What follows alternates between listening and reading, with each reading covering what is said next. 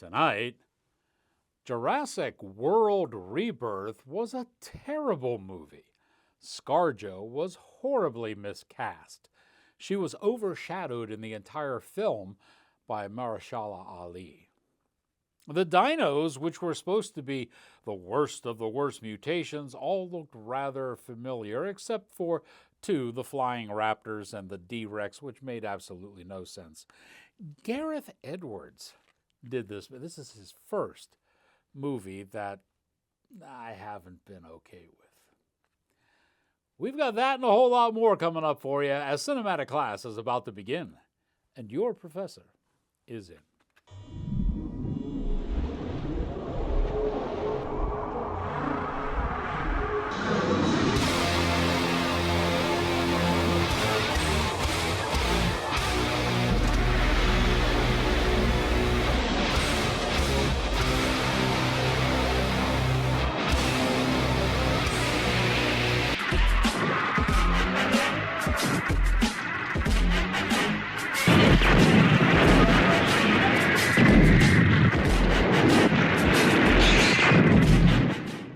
Greetings, salutations, another sundry affair.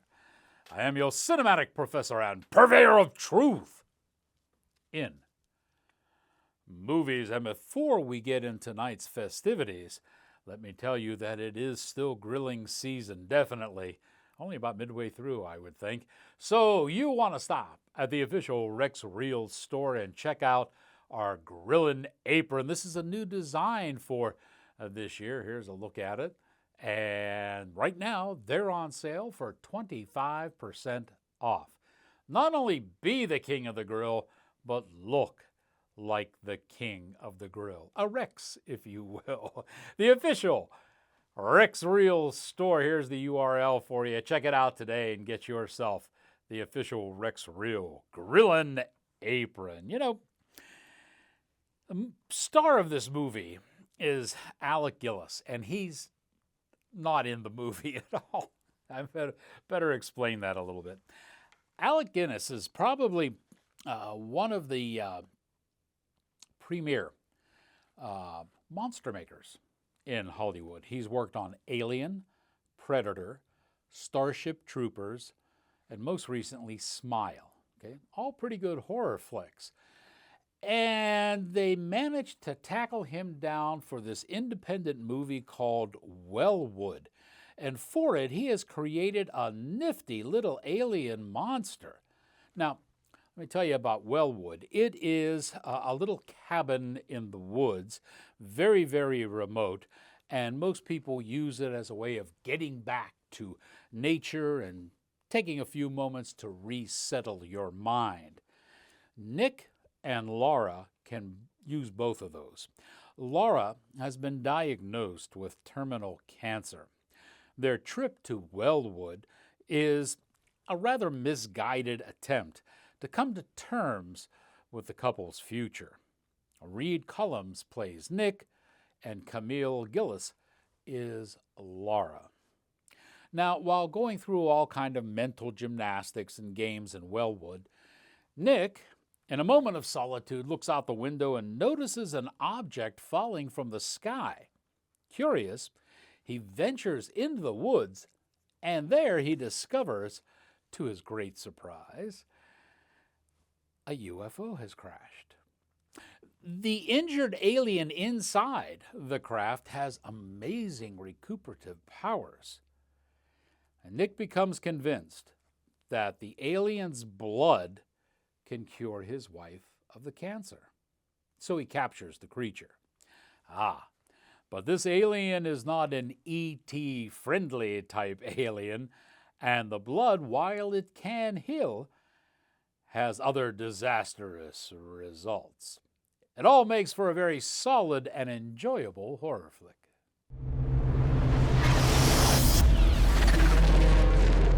How do we buy you more time? So that you're available for the new study or around for the next breakthrough. The logical answer is treatment.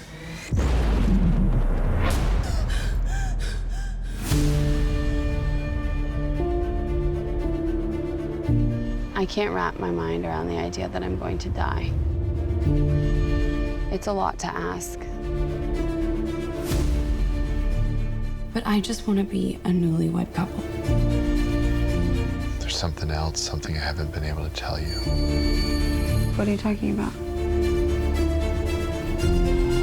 I was gonna wait till I knew what it was or what it could do.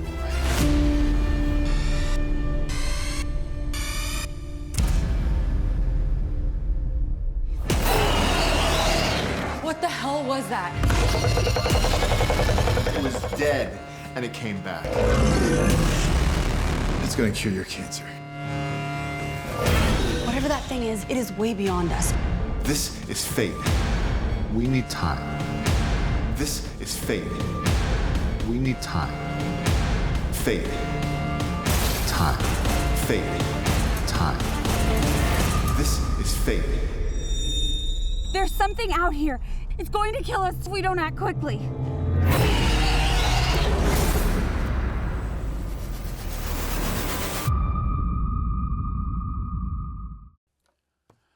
To celebrate my son's birthday, we all went as a family to the theater to see Jurassic World Rebirth. My God, what a terrible story. I alluded to this in the teaser intro. It was miscast, and there was really, wow, some bad matting in this. I mean, matting that took me back to the 70s, maybe early 80s. Not good, and I was exceptionally disappointed.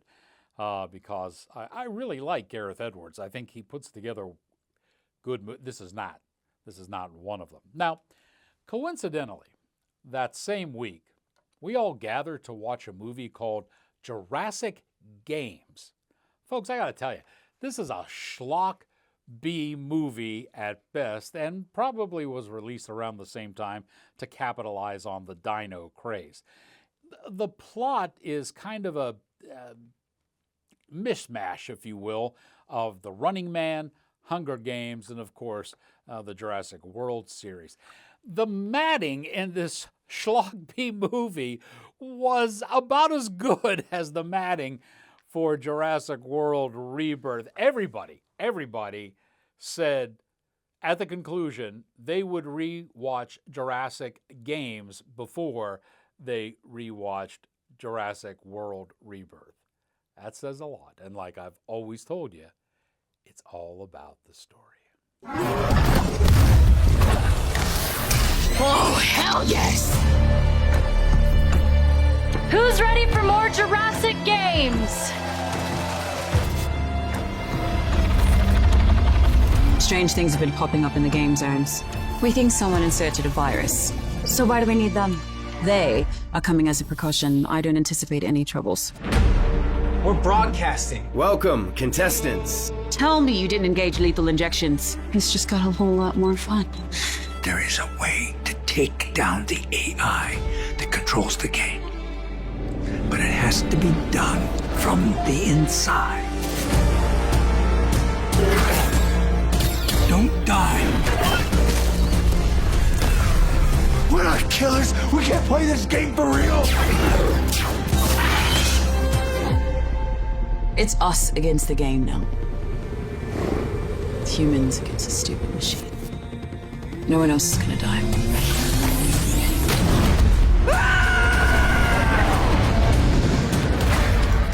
This is the end of the Jurassic game.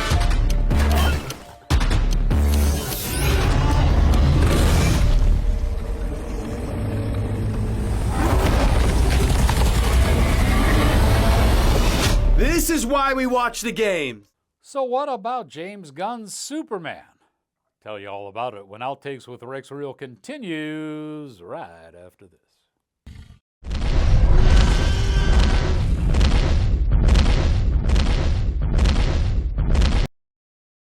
Say, for the last couple of weeks, we've been telling you about Gabriel Mastracci and his brand new coloring book. I managed to grab a couple of these, and this is what they look like. It's pretty good stuff in here, and some of these dinosaurs are really neat. Here's the picture that's on the front cover. And like I said before, whether you use color pencils or whether you use crayons or whatever, this is fun not only for the kids, but it's fun for adults as well. It's an awful lot of fun. They're available, but they're only available online, and here's where you can get them. It's a pretty good deal. And if you like dinosaurs, you're going to like having this unique coloring book. Why don't you order yours today?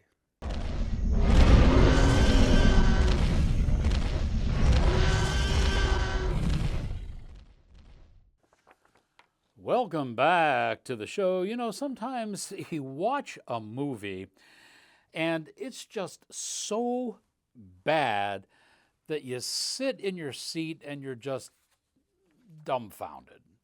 That's pretty much what happened after watching Revenge of the Boogeyman. Now, after a few moments of rather uncomfortable silence, I exclaimed, "Well, that was bad." And Rex Reel agreed. It's very difficult to disagree with a T-Rex. Eric Skyback is never sure what his production should be as far as genre is concerned. When the Boogeyman strikes, it's gory and violent. All the other sequences are comedic, but it's really lame comedy. A group of societal misfits takes their friend to a remote cabin in the woods to help him heal from a rather intensive rehab program. While their efforts are certainly most noble, their efforts are somewhat suspect. When they begin dying off one by one, the effectiveness of that rehab certainly comes into question. I think it's time we peel back the veils of time and head back to the early Cretaceous period for the nation's first and only prehistoric film critic, Rex Reel.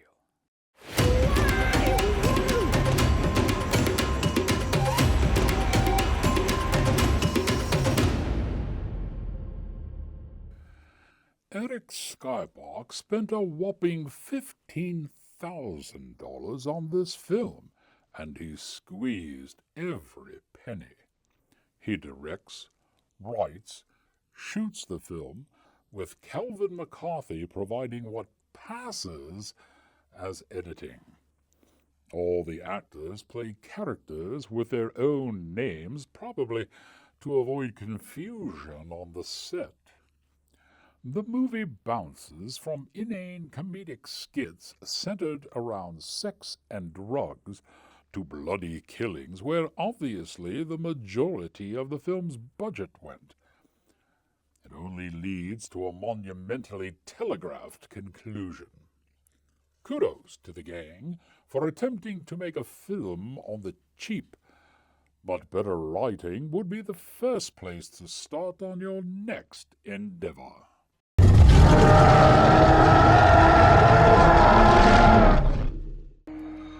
Who is this?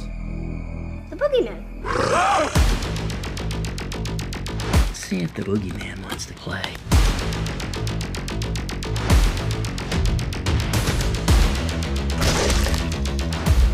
He's always watching. Boogeyman. You've been staring into the eyes of hell, man.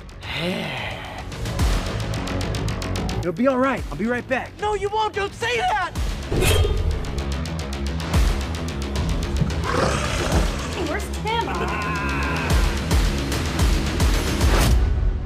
Boogeyman, huh?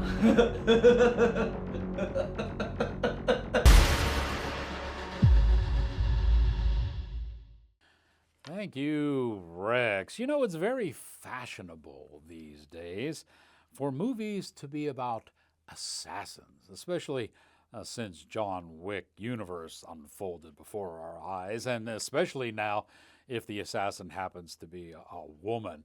But now even the Koreans are climbing on board. Their version, called An Old Lady with a Knife, has a little bit of a twist to it. No pun intended. Hornclaw, who is played by Hae Young Lee, was an expert assassin. She didn't attempt to toss around 300-pound men. Let's face it, no woman can actually do that. But she would be very sneaky and sneak up behind them and then plunge a knife into a vital spot. But Hornclaw right now she's old, and she's way past her prime, and she's been out of the game for decades. So why is a young assassin named Bullfight, played by Kim Sung-chul, determined to take her out? Well, once again, let's peel back those veils of time and check in with the nation's first and only prehistoric film critic, Rex Reel.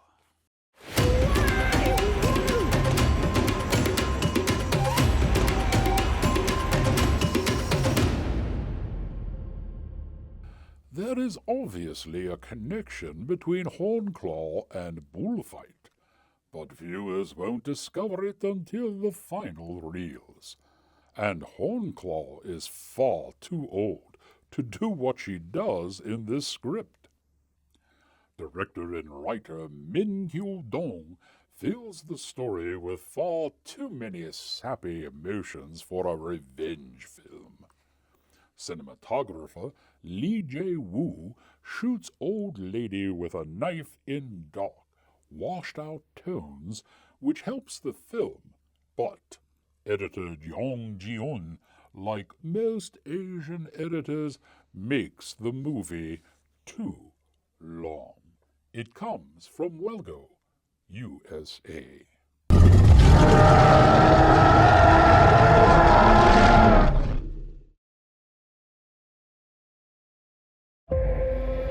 손톱.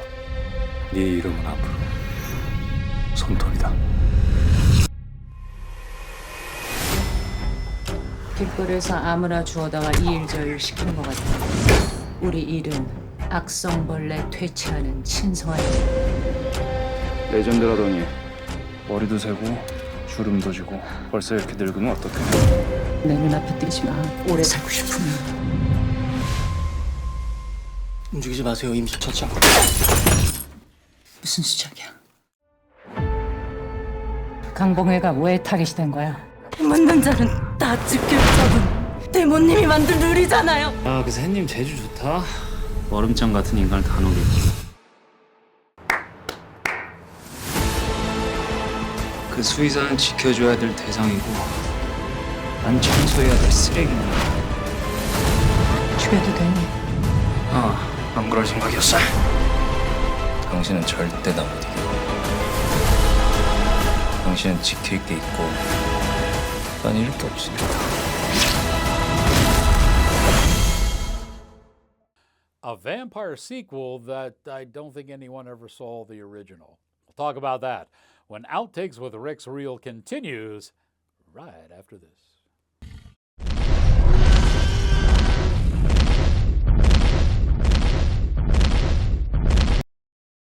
Say, for the last couple of weeks, we've been telling you that changes are coming to the House of Fairuza Barbershop. And Sam has just unveiled one of those changes, a new service that they're going to call the Groomsman Package.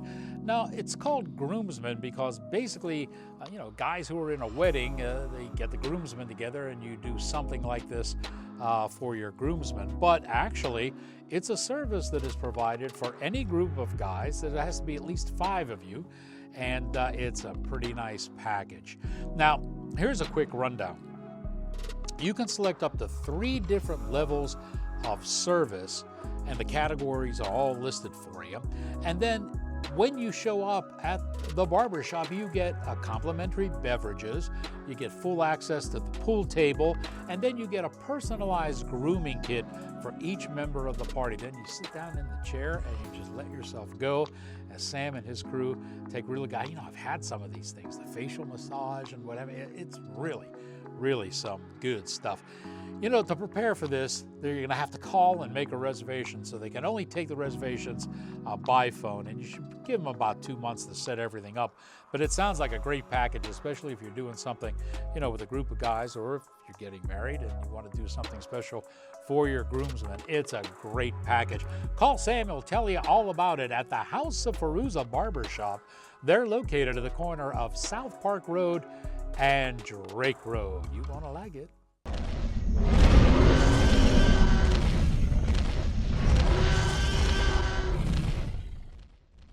All right, folks, you know, this seems to be a trend in Hollywood, and for the life of me, I don't understand it. James Gunn attempted to sabotage his own movie, Superman, before it even came out. He came out with these ludicrous statements about social justice messages, about immigration, and all this happy nonsense. And if he hadn't said any of that, and it hadn't made the talk circuit, and you just watched his new version of Superman, I don't think any of that stuff would have hit you, okay?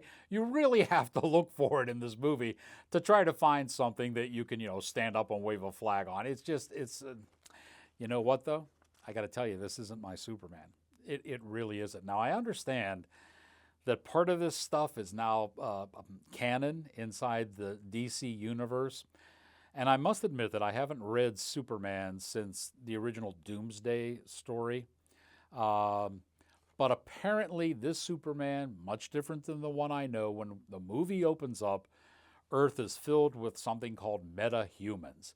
And I understand they're real big now in the comic world. So this movie is, wow, it's hardly even a Superman movie. Superman is surrounded by all these other meta-humans who have powers that are equal to or sometimes better than his.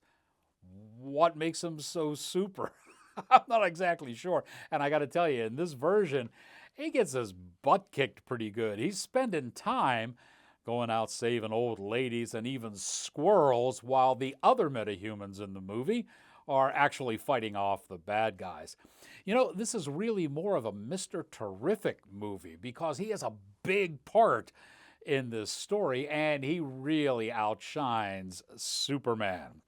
Green Lantern shows up. Nathan Fillion plays him, and he plays him like a grumpy old man. I don't remember Hal Jordan quite being a grumpy old man, but he's kind of playing him like I didn't read Green Lantern, so don't hold me to that.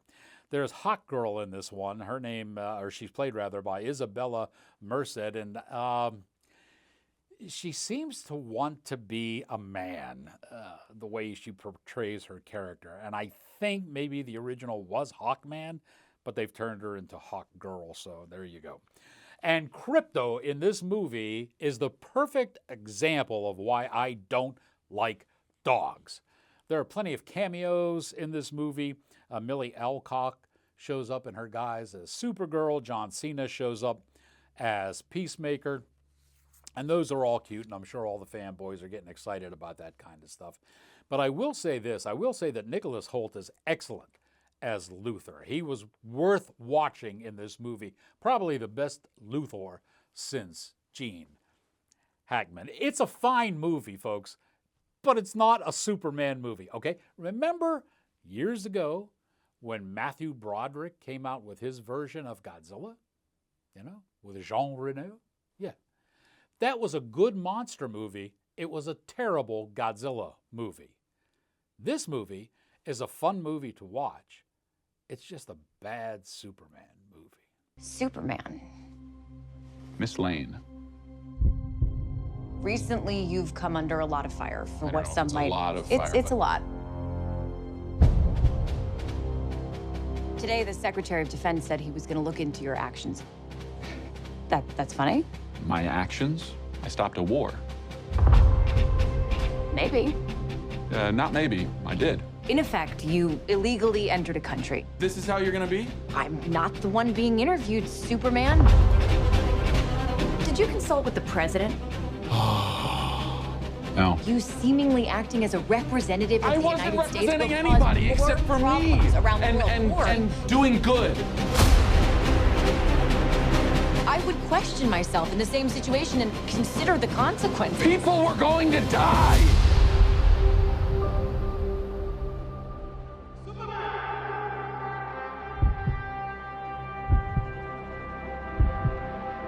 Hey, buddy. Eyes up here.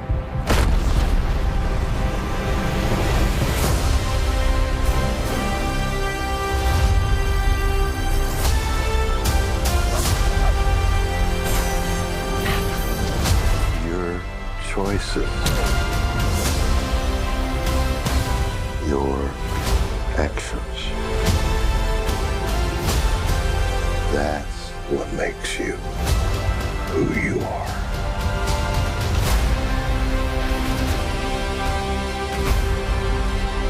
Superman. He's not a man. He's an it. It's somehow become the focal point of the entire world's conversation. I will not accept that. I cleaned your boots. I'll go get them for you.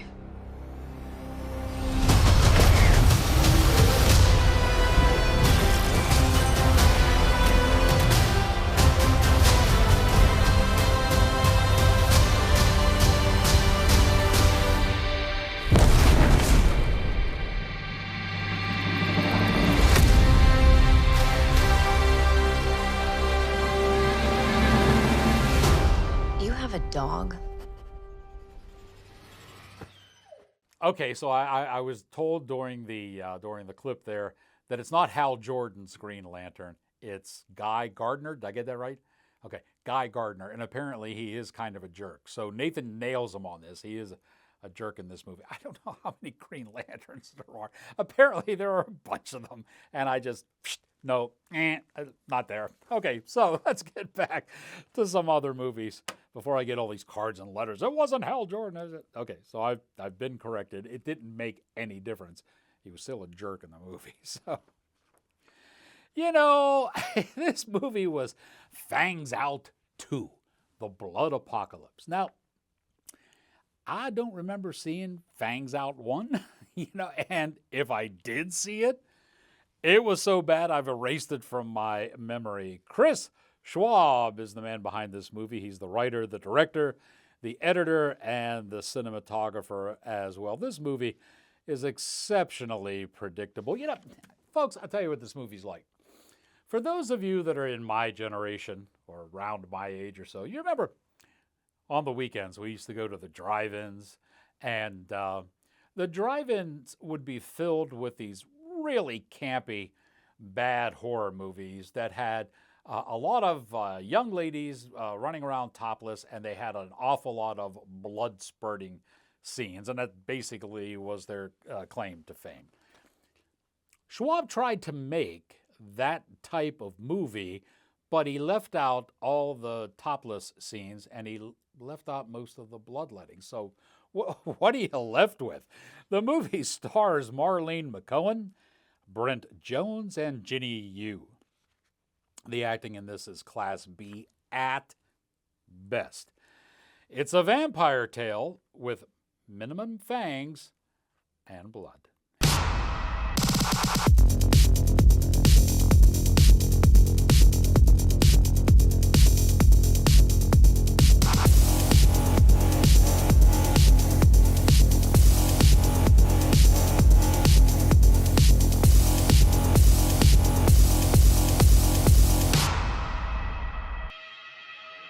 I'd love to talk movies with you some more, but we're fresh out of time. Hey, a group of people, highlighted my past years as a teacher, and they have asked me to run for a position on the local school board. I don't know about this. I might be out of my milieu. So I thought I'd ask the Outtakes audience, what do you think? Should I throw my hat into the political ring? Leave your ideas and comments in the comments section below. I'll see what you have to say, and I don't know, might even help me make up my mind. Hey, that's all we have time for this week. Now that you have learned what you have learned, here endeth your lesson.